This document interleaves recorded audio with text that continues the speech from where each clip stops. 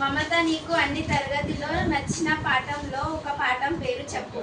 అన్ని తరగతుల్లో మంచి మాటలు చెప్పే పాఠం బాగా నచ్చింది. అవును, నాకు కూడా ఆ పాఠమే నచ్చింది. వాటిలో మనం ఎలా ఉండాలో చెప్పారు కదా. అవును, ఎలా ఉండకూడదో కూడా తెలుస్తుంది. అవునవును, ఆ పద్యాలు కూడా కంఠస్థం చేయాలి మన ఉపాధ్యాయురాలు చెప్పింది కదా.